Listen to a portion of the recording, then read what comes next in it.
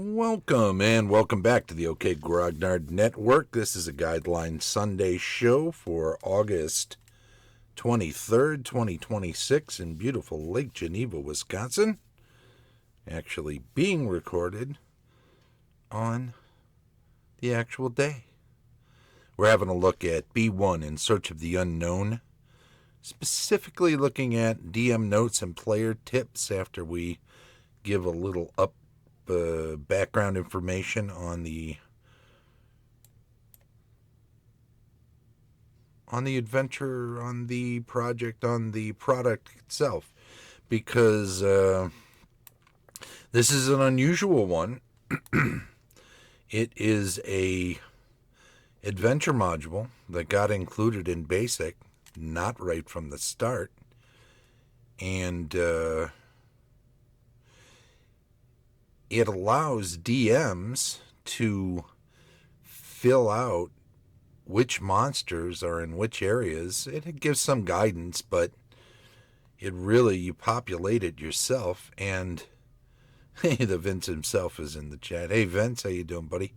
The important thing to know about this is that Mike Carr sets you up with a plethora of advice and information on how to run an adventure, how to populate an adventure, how to prep for an adventure, and then even caps it off with some players' tips at the end. What are we looking at here?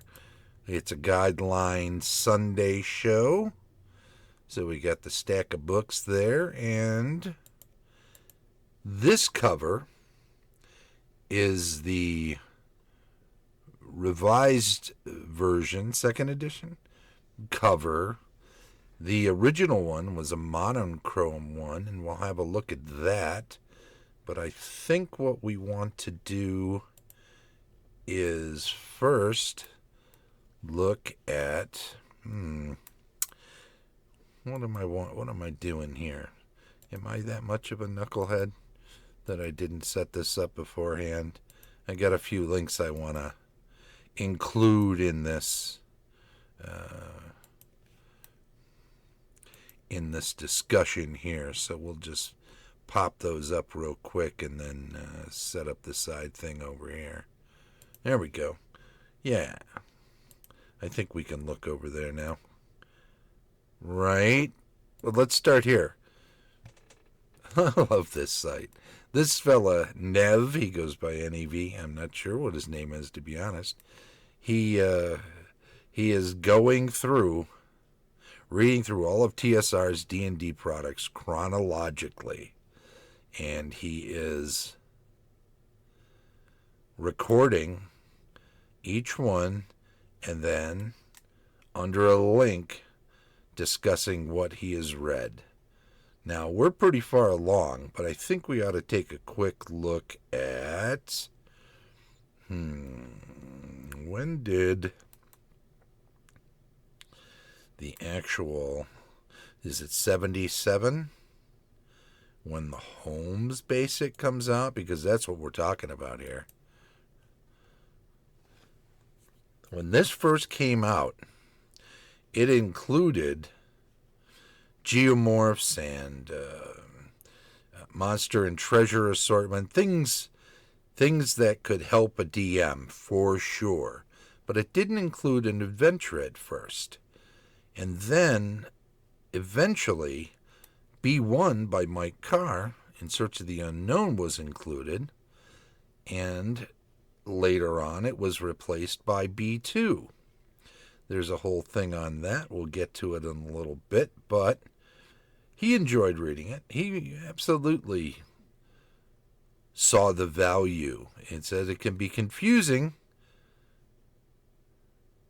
but don't forget, some of this was written in anticipation by the time it was put in of advanced Dungeons and Dragons coming out, and this being a stepping stone for people that just come into the hobby, and also for people that started with OD&D and were moving on to advanced. So it gives you a lot of value there. They weren't thinking about a full basic line at this point. They were just getting you started, getting you through 3 levels, and then pushing you out of the nest toward AD&D. Now, there is the monochrome original cover that they included. The White Dwarf, of course, there was some stuff that was in the UK box, the UK basic set that wasn't in the USA set. In any event, there's an Australian basic rule book, which is interesting. But let's look at its history, right? The 77 version. So when they talk about the basic sets, they talk first about J. Eric Holmes. It was its own thing. And then later on,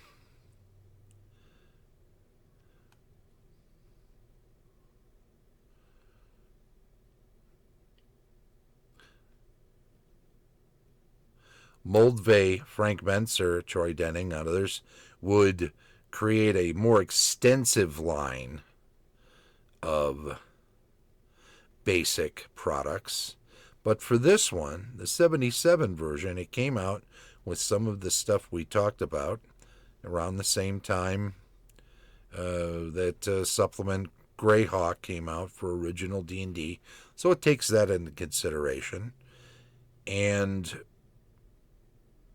by the time they had decided they were going to include an adventure module, they get down here. The box set contained geomorphs, list of monsters and treasures, polyhedral dice, and supplemental material. That's the UK version. But also in the USA version were some of those things. And starting with the 4th printing in 78, the 2 booklets of maps, encounter tables, and treasure lists were replaced by Module B1, In Search of the Unknown. And at first with the monochrome cover, and then it was revised, and then after a while it was completely replaced by the Keep on the Borderlands B2. And some talk about that as being a play by Gary to make sure that since the basic set was such a sales engine for TSR, and my car was getting some residuals from having his, or some royalties from having his module in there, Gary thought, well, wait a minute, I can put a module in there instead and glom onto those royalties myself. And you know what? When you're king of the castle, you get to do a few things. So that's kind of the story there about why it was in there in the first place. And by the way, I'll have links for the chronology and for the wiki page, but also Designers and Dragons. Shannon Appelkline has this great site discussing some of the history of that, and it also includes this wonderful timetable, which shows how original basic is released there, what was included, the monochrome color there, and accessories that were in there. Anyway, this is a fun site. There'll be a link to that too, and that'll be something else you can check out so that you can get all of the information in more detail on a background for the thing. But to take another look at the covers. Oops, wrong one. There we go. All right, having a look here. Here's the monochrome cover here. This might be not the exact original version, but it does say 78 down here, and November of 78 is arguably the date when it was first written and then included. Eventually a Darlene cover, and she did the back cover for this too, was included in a revised version that I believe 7981 they're saying for the revised version. And to look at what we want to see in here, I want to check out some passages from the interior of this, and I'm looking at the later one, so if it's slightly different from the original Modern Chrome, my apologies, but I think it's a cleaner version with a few adjustments and that sort of thing, so I won't get into details on that, but enough to say that the introduction in here says, and it's the Dungeons & Dragons Basic Set Special Instructional Dungeon Module B1 in Search of the Unknown by Mike Carr. Long may he reign. Introduction. This package forms a special instructional module for play of Dungeons & Dragons Basic Set, and as such, is specifically designed for beginning players and dungeon masters. Due to its special design, it has numerous applications and services a multiplicity of purposes. Most material within this module is that contained in the D&D Basic Set game booklet. In some instances, new material, such as additional monsters and magic items, is included.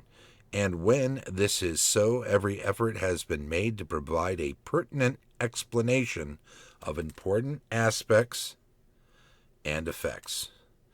Those who would intend to be beginning players using this module would be well advised to stop reading this now and to avoid further examination of the module details or game map. The reason for this is that enjoyment of the module will be enhanced when the challenge of the unknown and unexpected confronts the participants, who will not be able to benefit from any familiarity with the game situation other than the background provided by the referee. This element of the unknown and the resultant exploration in search of the unknown and the resultant search of the unknown treasures with hostile monsters and unexpected dangers to outwit and overcome is precisely what a Dungeons & Dragons adventure is all about. And knowing too much can greatly spoil the fun of the experience that makes D&D gaming so special. So, if you're going to be a player in this module, stop reading here. Resist the temptation, which will be considerable, to go further in examining the contents. But put the module aside and wait for your Dungeon Master to get ready to use this package for gaming. You won't be sorry. This is... Vince says, this would be a great one to run, I believe. I have a copy. This is absolutely, in my opinion, something that you could never go wrong if you're an early DM, just reading through it. Even if you never do all the work of populating the locations in here, which is what a DM has to do. It gives you advice on how to do it. But it isn't all set in stone right at the outset. So what you're reading through here will be instructions on how to be a DM, how to be a good DM, how to be a good prepper of adventures and campaigns. And toward the end, there's a whole bunch of information that can be shared with the players, including player tips. We'll get to those, though. There is now notes for the Dungeon Master. I would suggest if you're a player, you may want to skip ahead beyond this, although in this early portion, I don't think there's a ton more than kind of a peek behind the curtain without much in the way of specific details. At your own risk. Notes for the Dungeon Master. As a beginning Dungeon Master, you will find this module helpful in many ways. First of all, it serves as a graphic example of a beginning dungeon. For this reason, it should prove illustrative to fledgling Dungeon Masters who will benefit from a look at what another dungeon design looks like. Those designing their own dungeons will want to note various aspects of this dungeon, which will give them valuable insights into the creative process, which allows them to formulate their own unique dungeon and gaming setting.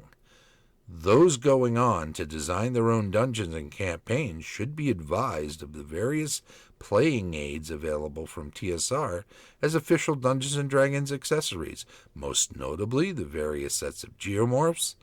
See the product list and the D&D Basic Set Rulebook for details, which allow preparation of large map areas with a minimum of time and effort. Second, this package provides an almost ready-made game situation which can be utilized for one or more playings. Some initial preparation is necessary in addition to reading the material through one or more times before using it in the game. The preparation, however, is interesting and fun as well as instructional, for it shows how a dungeon master or DM stocks the dungeon with assorted treasures and monsters before any adventuring begins.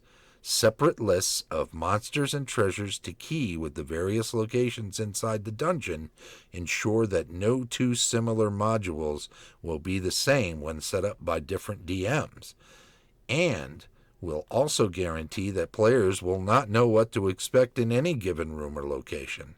As for player characters, participants can use their own characters rolled up according to the guidelines within the Dungeons & Dragons Basic Rulebook, or choose from a list of pre-generated characters supplied here, including possible retainers to accompany the player characters in their adventuring.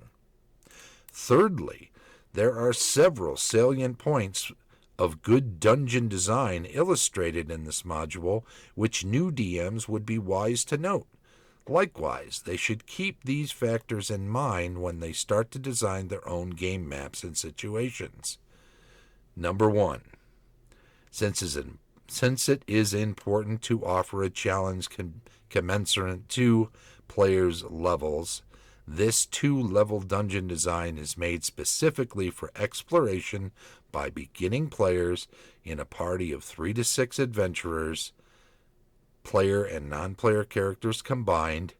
This is reflected in various ways. So we're talking about balance here, which a lot of people like to say, old school didn't have balance.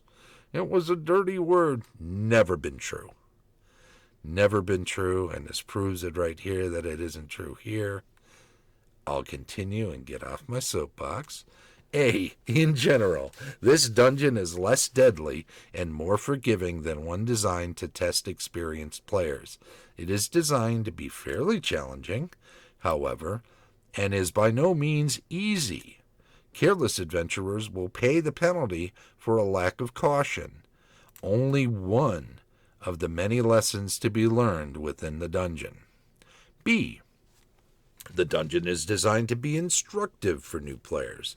Most of it should be relatively easy to map, although there are difficult sections, especially on the lower level, where irregular rock caverns and passageways will prove a real challenge.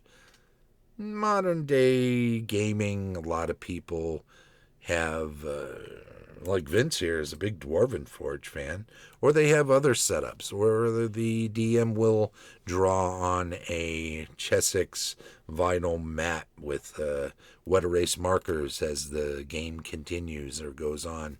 And players can map or not map, but it should always be known that one of the beauty parts of early Dungeons and Dragons was the mapping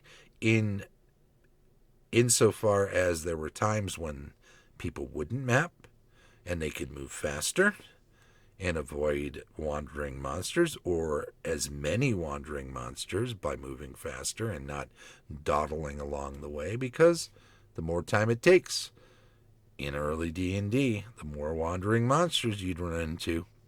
So even if you are using terrain pieces or a battle map and miniatures, be sure to still account for whether or not they're mapping and if they're getting lost. Don't draw anything. If they say they're not mapping, just describe it.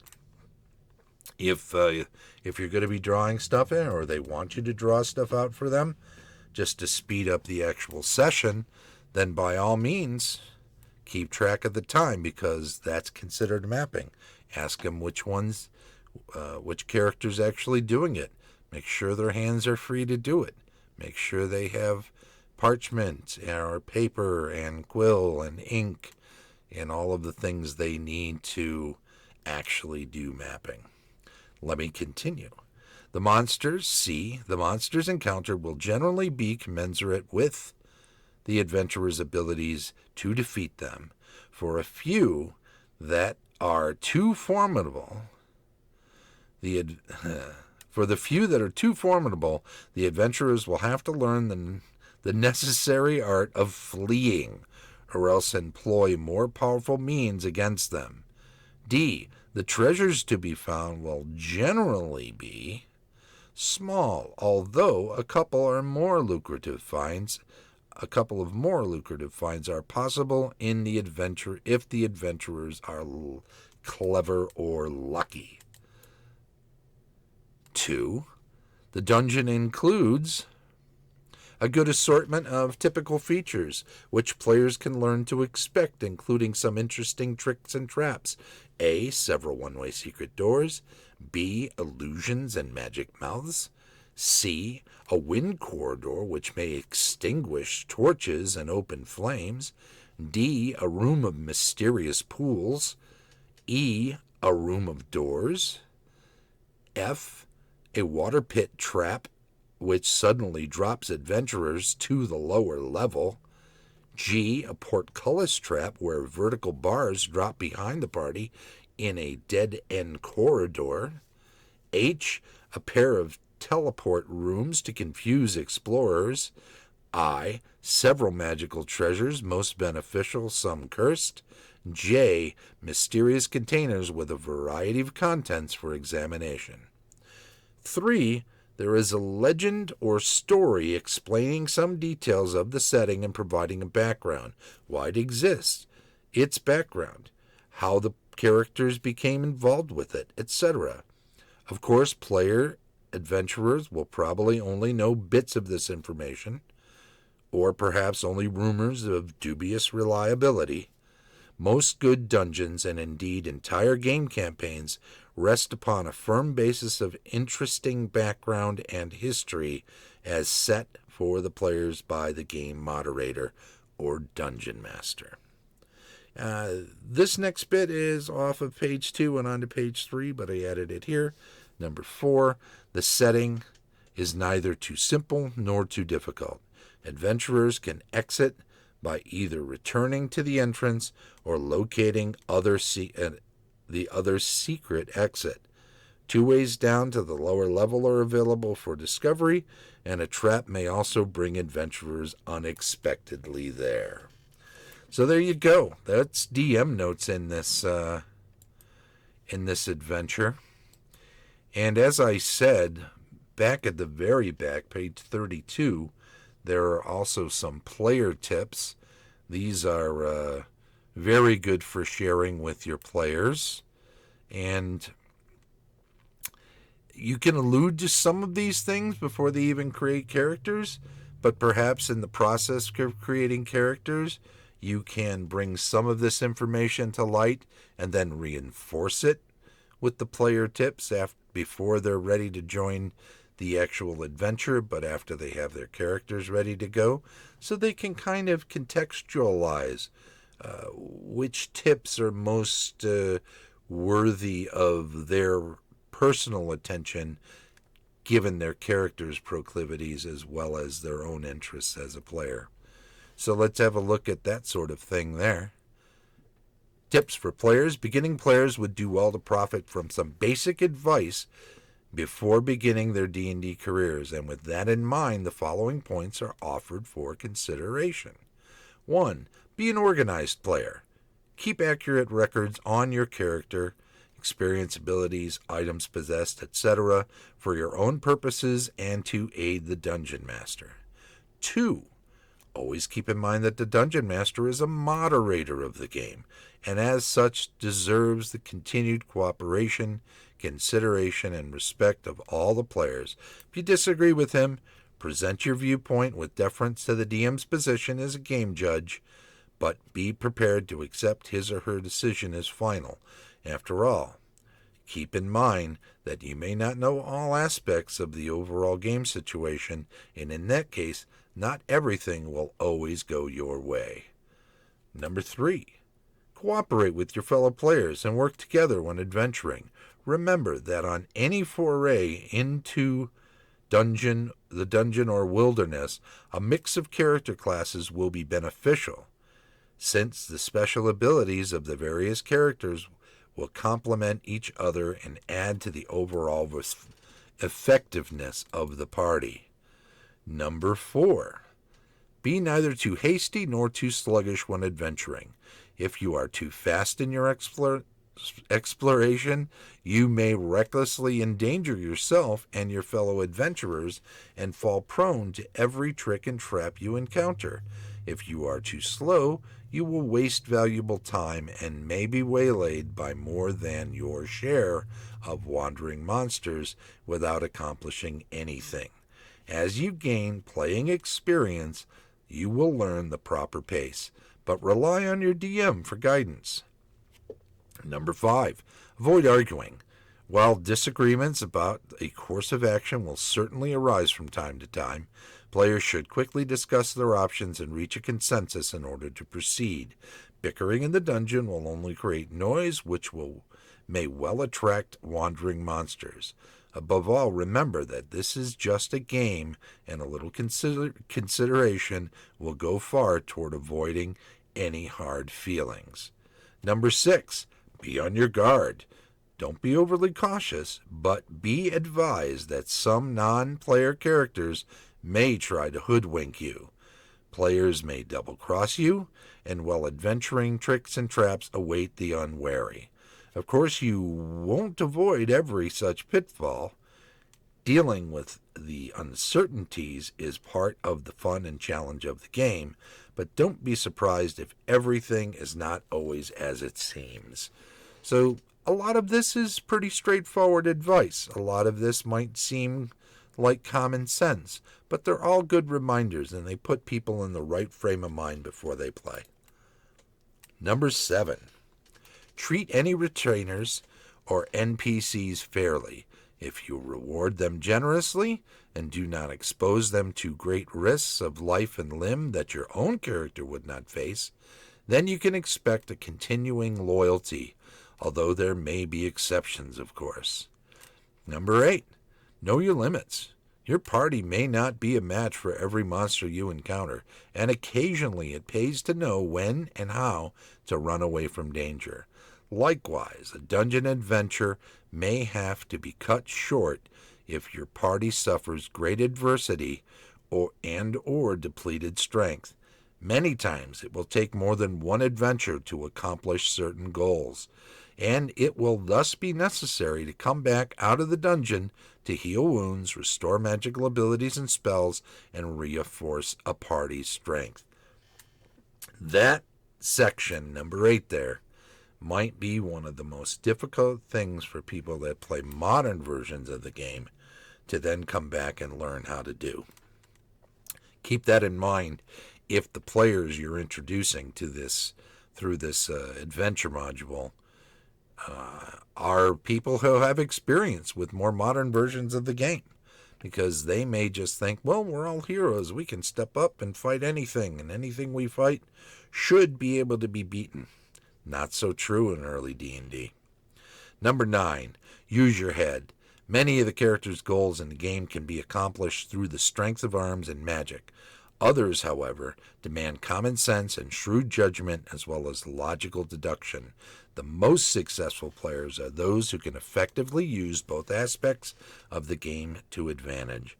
And number 10, the fun of a D&D game comes in playing your character's role. Take on your character's persona and immerse yourself in the game setting, enjoying the fantasy element and the interaction with your fellow players and the dungeon master.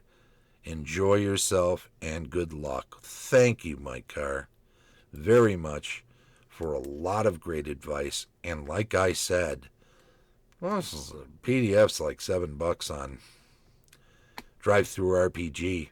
If you ever want to steer somebody who's interested in old school D&D toward something that can teach them a great deal about the game,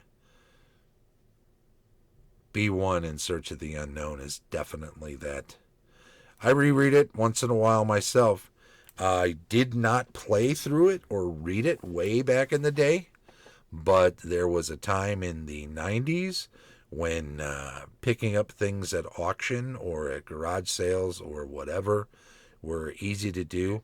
And I grabbed a reading copy of it, a real beat up one, very early on. And later, of course, when I was helping James Matthew of RPG Now, the predecessor to Drive-Through RPG, populate the Wizards of the Coast products into his system, he asked several of us early adopters of RPG Now to assist for in-kind, and that was the deal.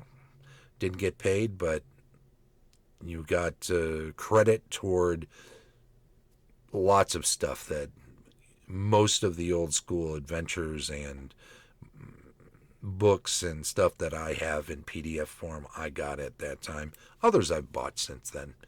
It's always a good use of funds to have PDFs on hand. In any event, there you go. I just want to thank everybody for joining me today to look at B1 in Search of the Unknown, the DM notes and player tips, and a bit of the background here on a Guideline Sunday on August 23rd, 2026, from beautiful Lake Geneva, Wisconsin.